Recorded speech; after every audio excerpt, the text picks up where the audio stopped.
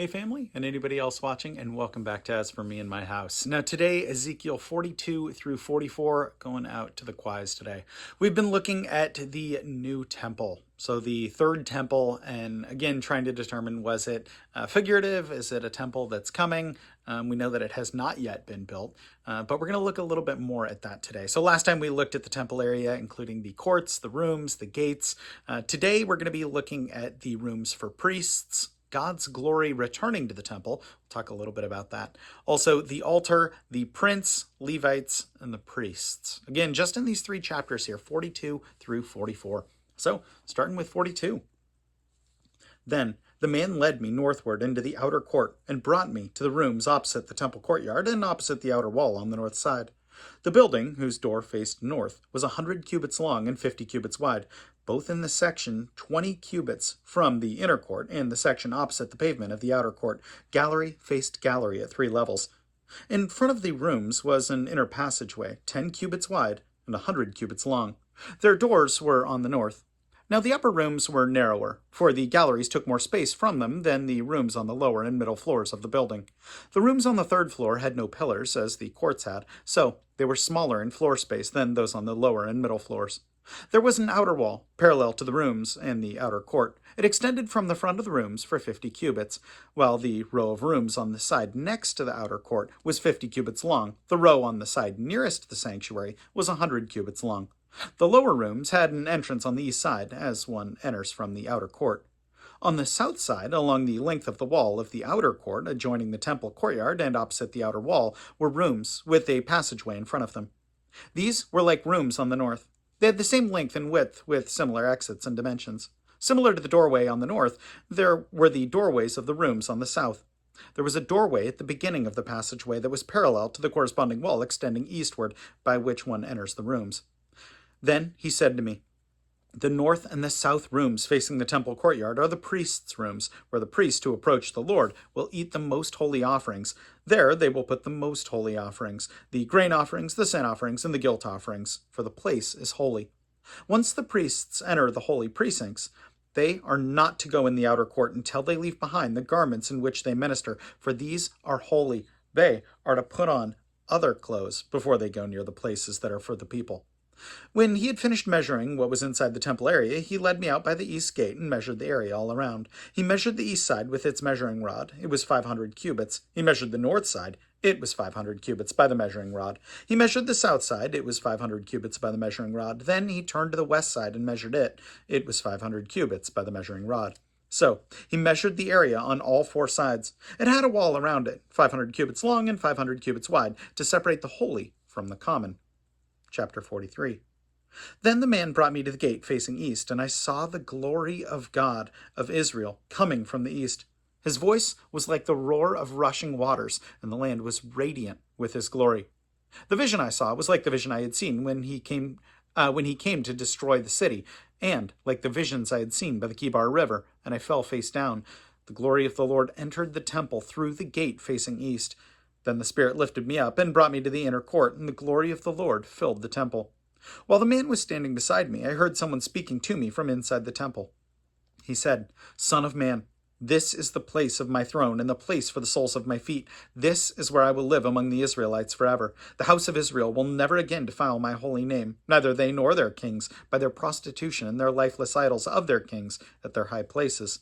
When they placed their threshold next to my threshold, and their doorposts beside my doorposts, with only a wall between me and them, they defiled my holy name by their detestable practices.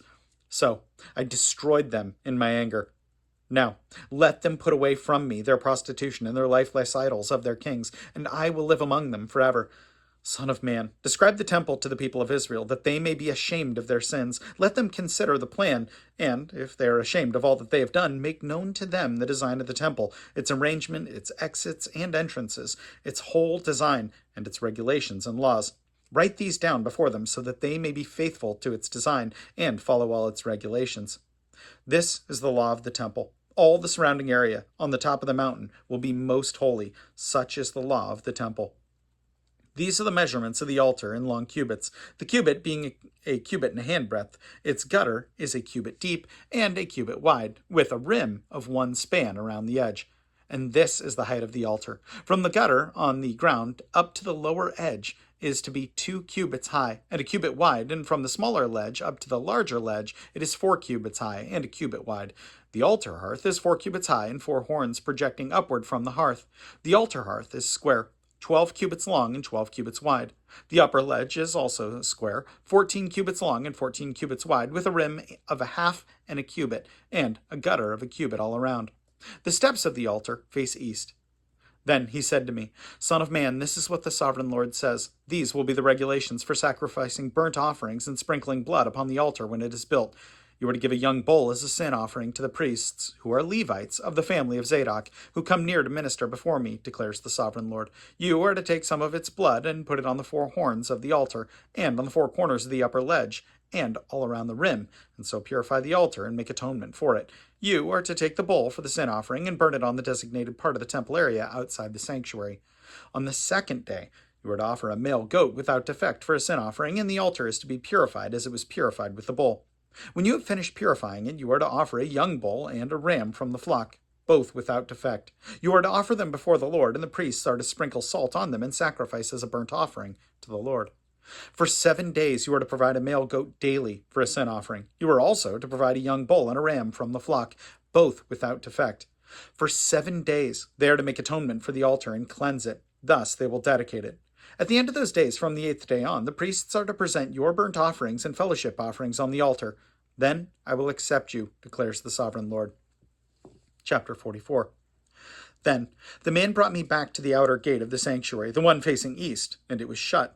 The Lord said to me, This gate is to remain shut. It must not be opened. No one may enter through it. It is to remain shut, because the Lord, the God of Israel, has entered through it. The prince himself is the only one who may sit inside the gateway to eat in the presence of the Lord. He is to enter by way of the portico of the gateway and go out the same way. Then the man brought me by way of the north gate to the front of the temple. I looked and saw the glory of the Lord filling the temple of the Lord, and I fell face down.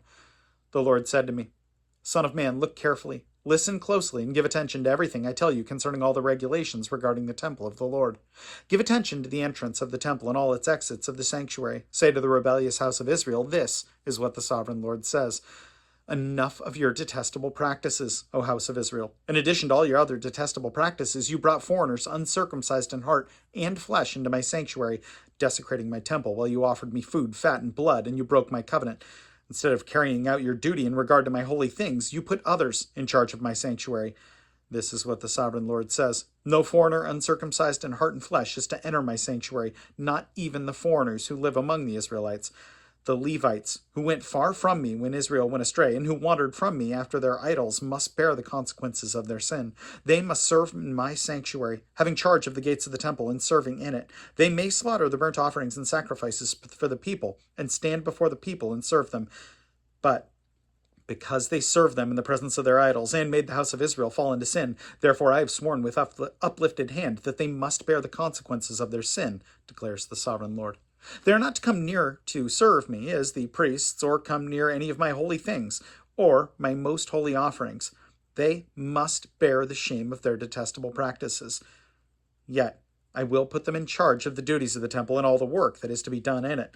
But the priests, who are Levites and descendants of Zadok, and who faithfully carried out the duties of my sanctuary when the Israelites went astray from me, are to come near to minister before me. They are to stand before me to offer sacrifices of fat and blood, declares the sovereign Lord. They alone are to enter my sanctuary. They alone are to come near my table to minister before me and perform my service. When they enter the gates of the inner court, they are to wear linen clothes, and must not wear any woolen garment while ministering at the gates of the inner court or inside the temple. They are to wear linen turbans on their head, and linen undergarments around their waists. They must not wear anything that makes them perspire. When they go out into the outer court, where the people are, they are to take off the clothes that they have been ministering in, and are to leave them in sacred rooms, and put on other clothes, so they do not consecrate the people by means of their garments. They must not shave their heads, or let their hair grow long, but they are to keep their heads trimmed. No priest is to drink wine when he enters the inner court. They must not marry widows or divorced women. They may only marry virgins of Israelite descent or widows of priests. They are to teach my people the difference between the holy and the common, and show them how to distinguish between the unclean and the clean. In any dispute, the priests are to serve as judges and decide it in according to my ordinances. They are to keep my laws and my decrees for all my appointed feasts, and they are to keep my Sabbaths holy. A priest must not defile himself by going near a dead person. However, if a dead person was his father or mother or son or daughter, brother or unmarried sister, then he may defile himself. After he is cleansed, he must wait 7 days. On the day he goes into the inner court of the sanctuary to minister in the sanctuary, he is to offer a sin offering for himself, declares the sovereign Lord. I am to be the only inheritance that the priests have. You are to give them no possession in Israel. I will be their possession. They will eat the grain offerings, the sin offerings, and the guilt offerings, and everything in Israel devoted to the Lord will belong to them. The best of all the first fruits and of all your special gifts will belong to the priests. You are to give them the first portion of your ground meal, so that a blessing may rest on your household. The priests must not eat anything, bird or animal, found dead or torn by wild animals. I think there's some really interesting verses here that I think we tend to skip over, and it's talking about the glory of God. This is in 42, 1 and 2. 42, 1 and 2. No, I'm sorry, it might be 43. I'm sorry, 43, 1 and 2. Then the man brought me to the gate facing east, and I saw the glory of the God of Israel coming from the east. His voice was like the roar of rushing waters, and the land was radiant with his glory. And I think it's perfect that this is going out to the Quys today. Quys being such an outdoorsy family, everything that I really aspire to someday when I finish being an indoor person and finish all my video games. But I think about this and I look at this and I wonder how often we do what I did while we were reading this and just kind of blitz right through this. Then the man brought me to the gate facing east, and I saw the glory of the God of Israel coming from the east. His voice was like the roar of rushing waters, and the land was radiant with his glory. I say it's perfect for you, Quys, because being outdoors, you would appreciate and you know the value of a beautiful sunrise or a beautiful sunset, how sometimes that stuff can just silence you, just takes your breath away. Looking at that and recognizing that this is a living canvas that God has painted and is painting in real time, a canvas that will never look the exact same just due to cloud cover or how the sun is rising on the mountains or the trees. Everything about it is something that is God creating in just that moment. And yeah, there are multiple sunrises in the same place. Trees will be different height. Trees will be different colors. Again, cloud cover may look different. There are so many different things that God does through that every single morning. And I think we walk right past it. And yet when we stop and appreciate, we recognize, holy moly, an infinitely powerful God made this, and it's beautiful. How much more so in verse 3, or excuse me, is that in verse 2, the land was radiant with his glory. I mean, yeah, we see a hint of it in the sunrise or a hint of it in the sunset. But here, Ezekiel got to see, I'm thinking not the entirety, but a portion at least of God's glory. And how much more incredible would that or must that have been? I mean, I think that's amazing that he could even iterate this, that he could even get words out for this. I mean, it's truly by the Spirit, right? But I think that's something that is definitely worth recognizing. When we look out and we see something beautiful of God's creation, that though it's beautiful, we recognize that the one who created it must be infinitely greater with glories that we can't even imagine or wrap our heads around.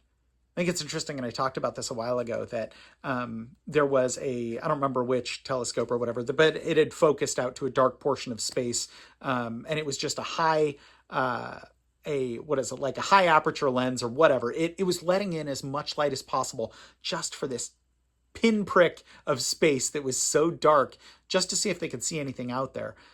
And then when they looked, they saw that there were galaxies, hundreds of galaxies, I think maybe even thousands of galaxies, but an infinite number of stars for this tiny, tiny space in the sky.